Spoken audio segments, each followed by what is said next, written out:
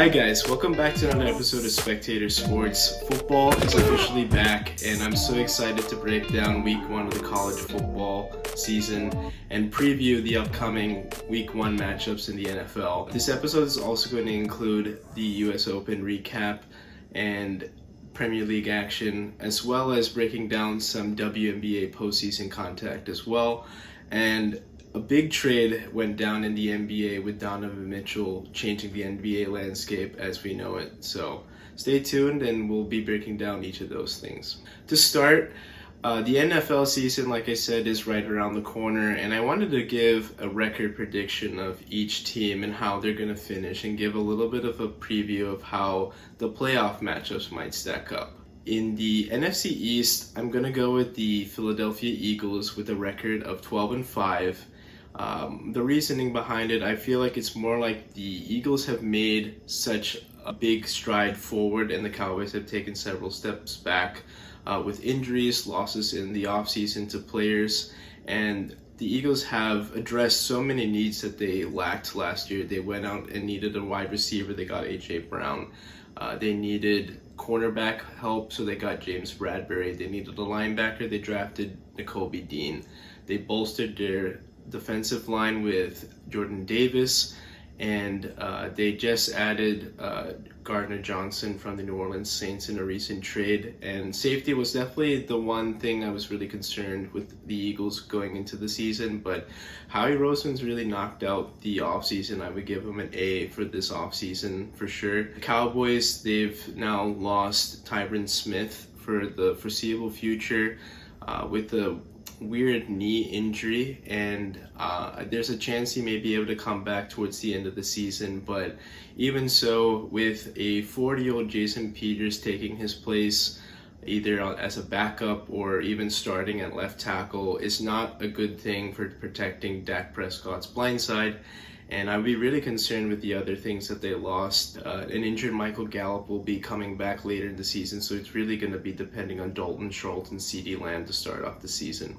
In third place, I'm going with the Washington Commanders. The new addition of Carson Wentz is going to provide maybe a better quarterback outlook than Heineke has, but given that Carson's recent history of struggling to hold on to the ball and keep the ball out of the defensive hands, I think is going to be a big thing to watch out for. Don't get me wrong, there's talent there, but I don't think that the Commanders have enough horses to compete with the other two teams. And with last place in the NFC East, I'm going with the New York Giants to finish 5-12.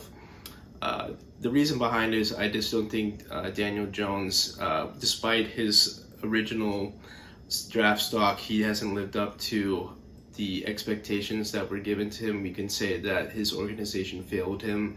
Injuries got in the way. He still has the ability to improve himself and give some faith to the ownership, but he's had issues holding onto the football, having countless fumbles and throwing interceptions, and last year he had issues with his health as well. I believe Saquon Barkley will have a good season this year, but again, I don't think the Giants have enough to compete at the NFC East, and they'll be finishing last in the division. In the NFC South, I'm going to still take the Tampa Bay Buccaneers, despite a lot of this Tom Brady retiring, unretiring business.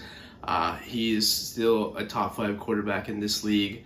The team has remained intact from their 2020 roster, and the only thing is that their O-line has taken a couple hits this season.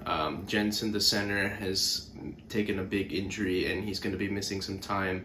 And they're going to be revamping the O-line throughout the season as well, shuffling players around. And we know that Tom Brady gets the ball out quick, but in case that he does need that time, he is an older quarterback and is a stationary target as well, not the most mobile player. And it's going to be an adjustment for him to get that cohesiveness with the O-line and have that time that he needs to survey the field and get the ball out to his bevy of weapons. I think the Saints will... A lot of people think the Saints will be able to finish with a stronger record than what I'm projecting them to have, but I still don't trust Jameis Winston. He's coming off a major knee injury. And despite Michael Thomas coming back and they having Chris Olave added to the team, Their defense is definitely aged as well, maybe not been the same, and they've lost a key starting safety, and I just don't think that they're going to be making the strides that teams expect. I don't expect them to be making the same type of strides that other analysts may be having, so I'm going to project them with a record of 8-9. Up next, I'm going to be having the Carolina Panthers with a middling record of 7-10, with Baker Mayfield taking the starting role over Sam Darnold. I think is going to add a little bit more pop than Sam Darnold could last season. And of course, Christian McCaffrey being there, his health has been in question for the last 2 seasons, but if healthy, he's definitely a top 5 back in this league. But that's really it. The Carolina Panthers just don't have the horses to contend with the Tampa Bay Bucks and the New Orleans Saints offensively.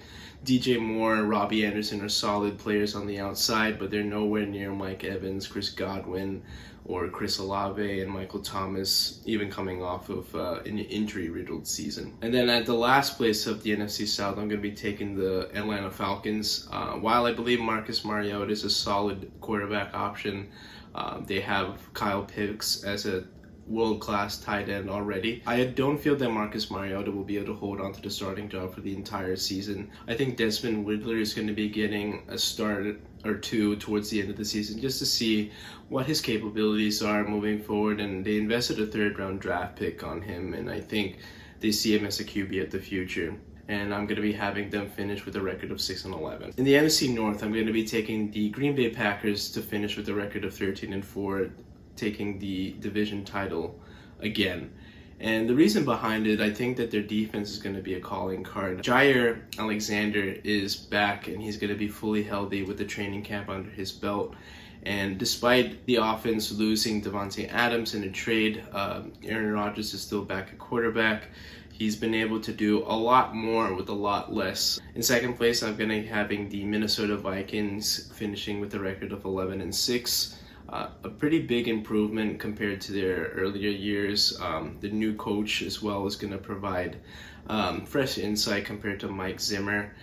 Kirk Cousins has been historically a solid quarterback, but in year 3 now with Justin Jefferson is going to be an added bonus as well. That chemistry is going to be remaining consistent, and I feel that this is the year that they'll be able to take a stride forward and actually make the postseason. And I see the Minnesota Vikings finishing with an 11-6 record and getting into the playoffs as a wild card team. In third place, I'm going to be going with the Detroit Lions. Towards the end of the season, despite them starting off with a winless streak, I felt like they made some really good strides. They were just featured in Hard Knocks this year. We got to see an insight of what their culture is and what Coach Campbell has been bringing to this team since his first year in Detroit. And them having Aiden Hutchinson is probably going to be the Defensive Rookie of the Year in my opinion. Him coming off the edge is going to make a world of a difference. They're going to be getting pressure. The other 2 teams ahead of them have pretty good offensive lines, but they are aging offensive lines, so they could definitely upset the Packers or the Vikings in a divisional matchup. As we know, divisional matchups, despite records, both teams have their antenna up and definitely very capable of upsetting despite the lower record. And in last place, I'm going to be having the Bears finishing with a 5-12 record. I just think that Justin Fields, unfortunately, is going to be kind of lost this year. Just don't have an adequate offensive line to protect him. Not a lot of weapons, and the new coach is just going to be a whole can of worms. I just think that Chicago hasn't been very well run for the vast few years, for decades even, and they're going to be failing their young, talented quarterback this year. Thankfully, they do have their 1st-round draft pick this year after trading up for Justin Fields last year, so we'll see what happens, but I don't see much of this season coming into fruition. In the NFC West, I do think that the Rams will retain their division title. I think that they brought all their pieces back. Cam Akers has had the full offseason as well. He's going to be healthy. And then them having Cooper Kupp, definitely a top 5 receiver in this league. You could say top 3 for sure. He's going to be back. He's going to be fueling that Stafford offense. And the cohesiveness defensively, I mean, them bringing back Aaron Donald is huge. Jalen Ramsey, Their big loss, I think, is definitely going to be Von Miller. That's been a tough loss to take, but they still have other pieces, and I think their talent alone will be able to carry them deep into the playoffs, and I see them finishing with a record of 12-5. In second place, I'll be having the San Francisco 49ers with a record of 10-7. Trey Lance will now be leading the 49ers at quarterback, and he had an up and down preseason. The thing is that he has just so many weapons at his disposal. Elijah Mitchell out of the backfield, Deebo Samuel can be that Swiss Army knife. You can hand the ball off, run screen passes. He can run all the routes of the route tree. Just so diverse, so capable of doing so many different things. I don't see them getting anywhere past the Rams. Maybe they'll be able to split a divisional matchup this year. But second place is still pretty good, and I see them making the playoffs as well as a wild card team. In third place, I'm going to take the Arizona Cardinals at a 9-8 record. Kind of consistent to what their record has been in the past. I do see them taking a step back, at least in the overall standings. They've made the playoffs last year as a wild card team, but I don't see them really progressing much further than that. They could make the playoffs, but with a 9-8 record, it's hard to in such a competitive conference. I do see them taking a step back in certain aspects because of the DeAndre Hopkins suspension. That's a big blow to them. Kyler Murray has had an up and down offseason with staying out of the headlines for negative news.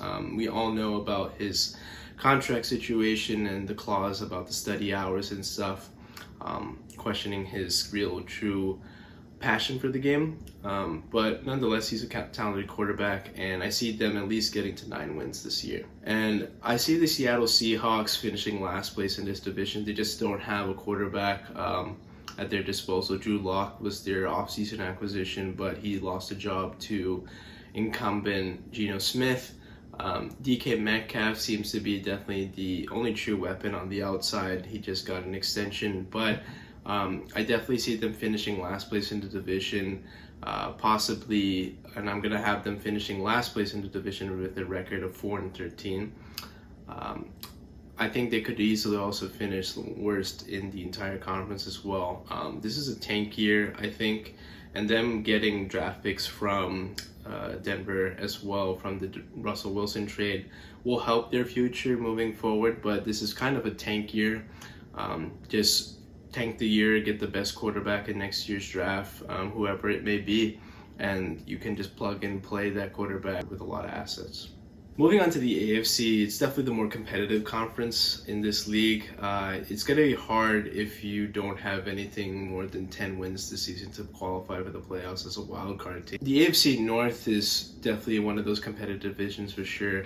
I'm going to have the Cincinnati Bengals finishing ahead of the Baltimore Ravens, despite them finishing with an identical record of 12-5. I think that the Bengals are going to have the tiebreaker, however it may break down. I just think offensively they have more cohesiveness, they have the better roster overall. They've bolstered that offensive line that really was only their Achilles heel in this playoff run that they made last year. When they needed them most, they failed. Now, of course, Aaron Donald is definitely one of the most unblockable players in recent memory, but Joe Burrow took a beating in his first 2 years. The offensive line failed him in year one, hence the catastrophic knee injury. Came back, was great in the postseason, but if he had just a little bit more time, he saw Jamar Chase streaking down the sideline, and then who knows, maybe the Bengals are world champions this year. But nonetheless, I think these additions with Lyle Collins is going to really help their offensive line. Jamar Chase is only going to get better in year two, which is scary to think about. Joe Burrow has a bevy of targets, Joe Mixon, T. Higgins as well. They're stacked, and defensively, they're also looking really good as well. So with Trey Henderson coming off the edge. So with that, I'm going to put the Bengals as the slight favorite to win the division. The Ravens, they're going to still have a really good record, and I think they would be the best of the wild card teams qualifying for the postseason, I believe, just based off of record. They're going to be getting so many players off of injury compared to last season. They were the 1 seed for a brief stint last year, just with Lamar Jackson at the helm, but once his ankle was sprained, it was kind of curtains for their season. Expect a healthy Lamar to be picking up back to close to MVP type of Lamar, and J.K. Dobbins back for a full season will definitely help bring more balance to the Ravens offense. I still have questions about their receiving corps. I mean, Rashad Bateman is a solid receiver. He showed some promise last year. But other than that, and Mark Andrews, a tight end, I don't see a lot of threats on the outside. Of course, we know that their calling card has been their running game, but they do need some type of an aerial attack to really make a deep postseason run. It's just been proven by facts for sure.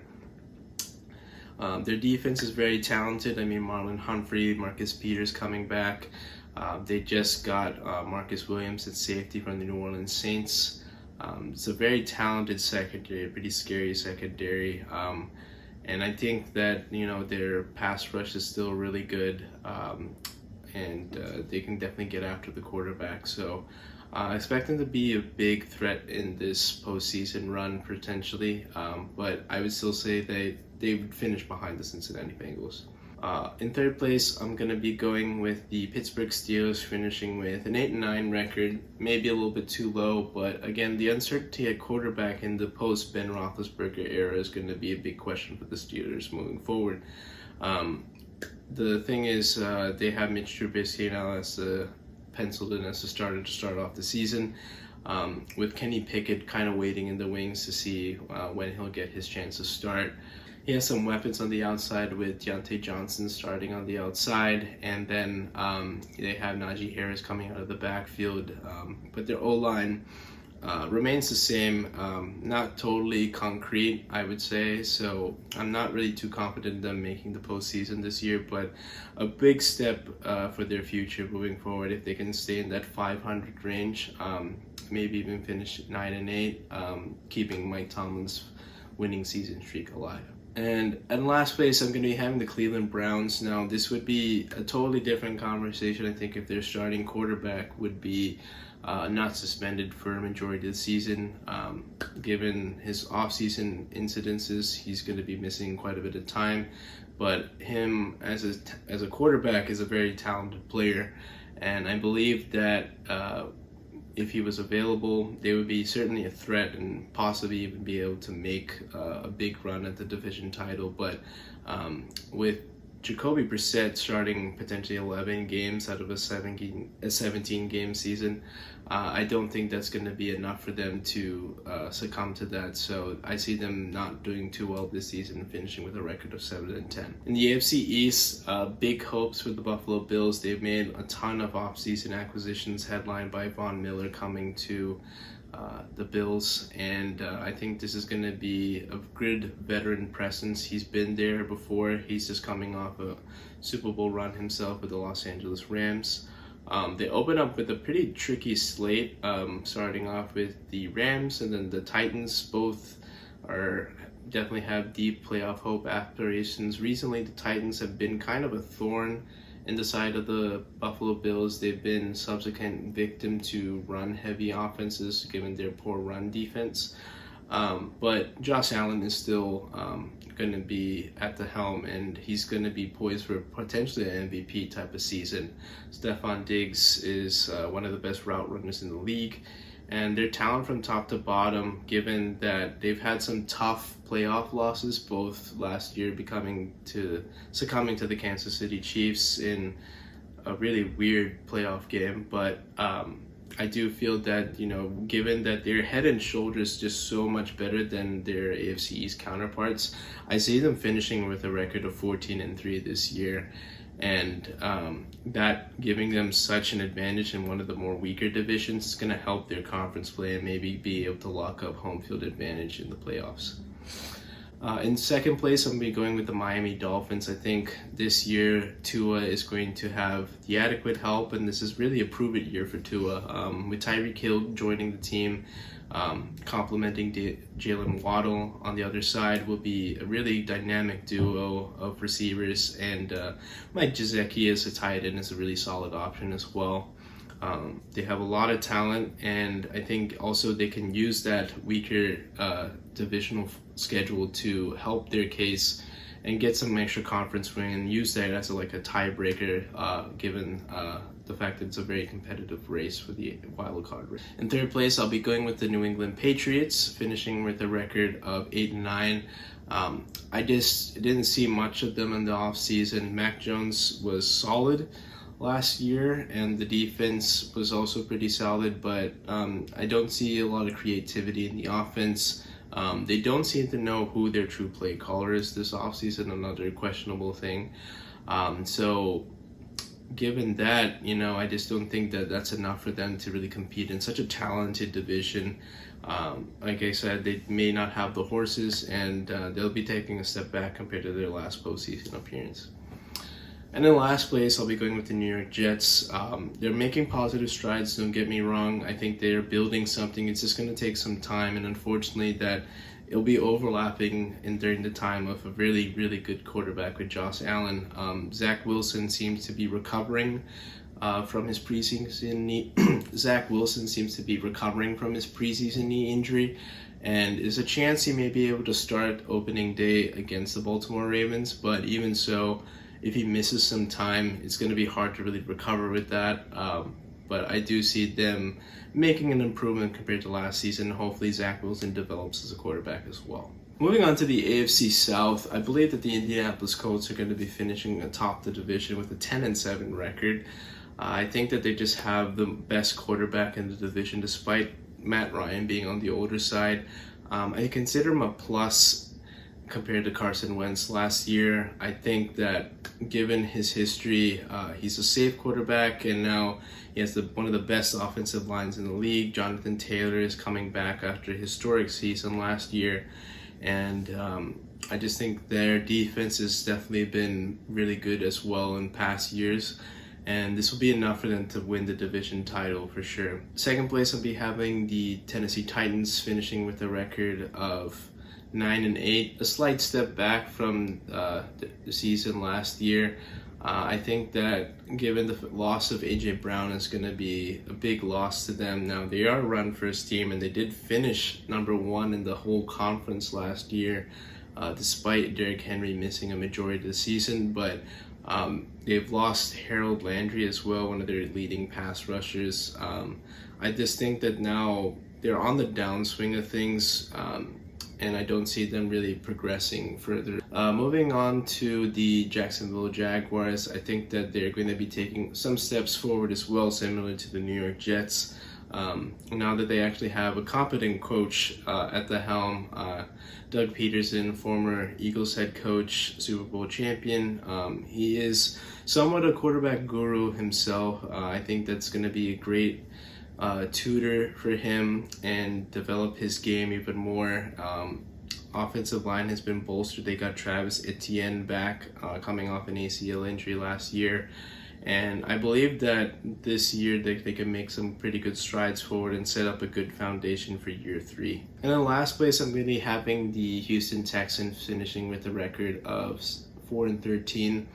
I do believe that despite Davis Mills being a quarterback, I think he's a good option, but not a lot of talent. I mean, they've bolstered the defense as well. I mean, Derek Stingley was their first-round draft pick, drafted 3rd overall.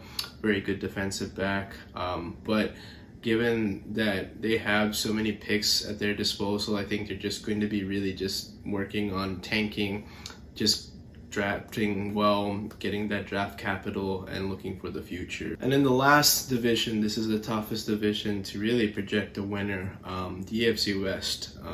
Top to bottom, each team has made drastic additions across the board, and it was really tough to go back and forth with so many candidates. I feel like all 4 teams individually could either win a division and also make the postseason. Now, with the playoffs expanding to a 7-team format per conference, it's possible for 4 teams from a division to make the playoffs itself. But the thing is, with the great division, they're also going to beat up on each other as well. So given that the division winner may be able to win the division, it's really about survival of attrition. Their record may not reflect how good they are. They may be battle tested, but they may have had to take a lot of punches along the way, maybe weakening their roster due to injury. I'll be projecting the winner to be the Los Angeles Chargers with an 11-6 record.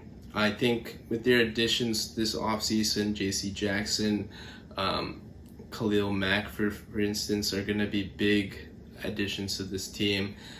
Justin Herbert, despite his statistics being phenomenal to start off his first 2 years, he has yet to make the postseason. But I don't think that's really his fault. Year one, he had just not a really good coach, and they didn't know how to close games. Second year, they did do better, but I just think that their coach was a little bit too focused on analytics, and they couldn't really, he did everything he could. I mean, I saw him convert 4th down after 4th down when they needed to. The defense has let them down, but now they've added to this defense, and I believe with those additions that they'll be division champions. But in second place, the Chiefs, I think, are going to be finishing second place with a 10-7 record. This is just kind of a step back to their previous records. They're usually like a 12-4 or a 12-5 type of team, and finishing at least top 2 in the conference. But I do think, given the loss of Tyreek Hill, is going to be an adjustment for Patrick Mahomes. The defense has been solid, but losses of Tyrann Mathieu has been going to be putting the secondary in question. But I don't see them winning the division this year. At 10-7, in third place, I'll be picking the Las Vegas Raiders to finish 10-7 in third place in this division. I think the addition of Devontae Adams has been a great pickup despite the draft assets that they needed to give up for him. I think he's a world-class talent, best receiver in the league, best route runner in the league. And he's a college teammate of Derek Carr as well. And I think Darren Waller as a tight end, and them still having Hunter Renfrow, they have a lot of good additions to this team. They'll be competitive in a very competitive division. And in last place, I'll be having the Denver Broncos finishing with an 8-9 record. Despite Russell Wilson coming in, I just think that their receiving corps, despite having, Courtland Sutton, Jerry Jeudy, very talented, don't get me wrong, but I just don't know if they have the defensive ability to stop those other high-potent offenses in their division. With that, their record would be slightly obscured just the fact that they're in the toughest division in the league. I feel like if they were in the AFC South or the AFC East, they'd be finishing definitely with 10 wins, but unfortunately they're going to be the worst of the best division. In the AFC side of the bracket, I'm going to be having the Buffalo Bills finishing atop the conference, getting home field advantage throughout the playoffs and that first round bye. In second place, I'll be having the Cincinnati Bengals, followed by the Chargers in third, and the Indianapolis Colts in fourth, rounding out the division winners. And then in the wild card bracket, I'll be having the Baltimore Ravens in fifth, Kansas City Chiefs in sixth, and then seventh place, I'll be having the Miami Dolphins over the Las Vegas Raiders, finishing with a tiebreaker over them. And I think that might come down to conference tiebreakers, just because of them being in a slightly weaker division that might have a chance of banking on a few more conference wins compared to the Las Vegas Raiders. On the NFC side, I'm going to be having the Packers finish as the top seed for the third year in a row. In second place, I'll be picking the LA Rams. In third place, the Philadelphia Eagles. In fourth place, the Tampa Bay Bucks. The first wildcard team is going to be the Minnesota Vikings. And in sixth place, the San Francisco 49ers, and in 7th place, the Dallas Cowboys. And now, transition to college football. Big news before the season started in week 1. The field for the college football playoff will finally be expanding to more than 4 teams to a field of 12 teams starting in 2026. So we have some time to get there, but I'm glad that they're going to be expanding it. I do like the football playoff right now with 4 teams, but I think a better representation for the entire country, allowing more teams in the playoffs, would be great, kind of setting off more upsets, maybe a Cinderella run. Now, there were a lot of big matchups to start off. We had defending champions Georgia take on the Oregon Ducks. This game was pretty much over from the first half onwards, with Georgia routing Oregon 49-3. This is just another classic example of how the SEC is head and shoulders above the rest of the conferences in college football right now, and definitely showing how conferences like the Pac-12 just are about speed, finesse, but not really about power. There was this classic clip of this tight end for the Georgia Bulldogs. He was about 6'6", I want to say 270 pounds. He threw, now he's a large man, don't get me wrong, but he just threw this defensive back for the Ducks across the field. Gain of 3 for McIntosh. After the fake, in the flat, it is the enormous tight end, Darnell Washington, powering his way out as he emerged last year. As Darnell Washington was injured, missed the first 3 or 4 games. When he came back, it gave them another weapon. I don't know what the hell you feeding him, but he is too damn big. And this is just another example of how Oregon has, they're nice, they're flashy. When it comes down to those bigger games, that they just kind of get run over due to their lack of physicality. We saw this with the Marcus Mariota season when he was a Heisman winner, but they got steamrolled by Ohio State. Yeah. The Pac-12 is definitely going to be in trouble. They're taking some big losses as well, and we'll see what the fate of that conference is moving forward. Ohio State got off to a little bit of a slow start. They started the first half down 10-7 and much of the third quarter trailing, but the offense finally woke up thanks to their quarterback Stroud, leading 2 big touchdown drives to give them enough cushion and hold on against a Notre Dame team that came in as underdogs but fought pretty well until the end, I must say. Them going through a transition, losing Coach Brian Kelly for their new coach, I think is going to be a transition period to say the least, but he seems to have a fire under his belly, and he led a very valiant effort. Now, there are no moral victories, but I think that Notre Dame won't be a wash program. In another game I saw Florida upset Utah. Now, this is another Pac-12 tragedy right here. Utah came into the Swamp, ranked 7th in the nation, and a big loss there despite some maybe controversial play towards the end of the fourth quarter. But yeah, a loss doesn't help their conference out at all, and I don't think that there's going to be any team representing the Pac-12 in the college football playoff this year. In the LSU-Florida State matchup, it was a truly wild finish to say the least. LSU was kind of behind the entire game and kind of gave Florida State every excuse to really close out this game. Following a muff punt, Florida State had the ball deep in LSU territory, really only needing a field goal to put this game away. They decided to go for the touchdown to really put things out of reach. But on 3rd and goal, their running back fumbled the pitch, and it was recovered by LSU at their own 1-yard line.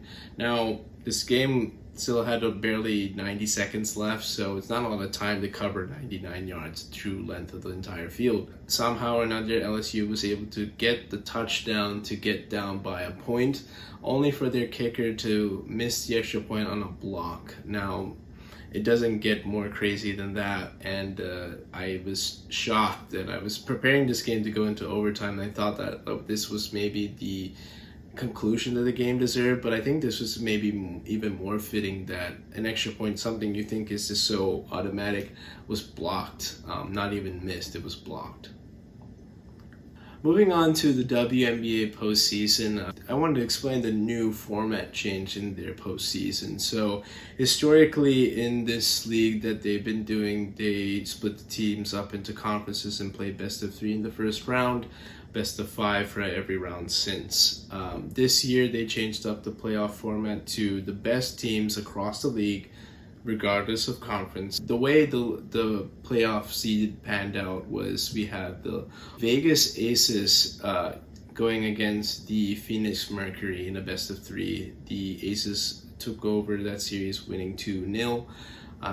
The Seattle Storm taking on the Washington Mystics, with the Storm winning 2-0. The Chicago Sky winning over the New York Liberty 2-1. And then the Connecticut Sun winning over the Dallas Wings 2-1. And then in the semifinals we have the Vegas Aces taking on the Seattle Storm. As you know, that this is now Sue Bird's swan song season. She's going to be retiring at the end of the season, and she's been one of the best players in WNBA history. Truly a kind of the historic season that she's been having. She's been having a really good season in her last season, going down as one of the best playmakers for sure. Her team is down 2-1 right now, with Game 4 coming up later this week. The Chicago Sky are up 2-1 over the Connecticut Sun right now, and we'll see how that series also pans out. But with the WNBA finals around the corner, we'll be diving deeper into that matchup when that matchup unfolds. Transitioning to tennis, the US Open is underway right now, and we got to see Serena Williams go in her last few set of matches. She played a doubles series with her sister Venus Williams, losing in that opening matchup, but albeit a very valiant effort between the two Williams sisters in what will be their last pairing in a professional setting. Serena started her singles campaign off to a pretty solid start, defeating the number 2 overall player in the bracket, but she definitely ran out of gas in her third round matchup. She is past 40. Major respect to her just to be able to compete with 26-year-olds. That is a huge milestone and an accomplishment set it up itself. But the longer these matches go on, the less she has in the tank, and I just felt like that doubles matchup between the two also was icing on the cake and just didn't have enough juice to really contend there. But you know, albeit she had a great career, and I'm happy to see what she does. On the men's side of the bracket, we just saw that Rafael Nadal actually lost in before the quarterfinal stages, and this is the first time in a while that he hasn't been able to make the quarterfinal stages in a US Open or any major tournament, matter of fact. And with Novak Djokovic not being cleared with the vaccination status, the gauntlet is open for anybody to take over and win this US Open. So we'll see a new face in this year's tournament on the men's side of the bracket. Transitioning to soccer, the English Premier League now is 5 games in. Man City has shown that they're still one of the better teams in this league. Despite Arsenal's hot start to the year, they came crashing back down to earth with a pretty bad loss to Manchester United, who definitely struggled out of the gate, but after losing their opening 2 matchups, they seem to have a fire lit under their belly, with Casemiro joining their team in the midfield coming from Real Madrid. And their first big win was over Liverpool, and I think that's been a really good start for them, and now they're 5th place in the table so far. City seems to be the best team on paper right now, despite them trailing Arsenal by a point in the Premier League standings. They are unbeaten, and I think they're just so good in terms of scoring goals and defending the net as well.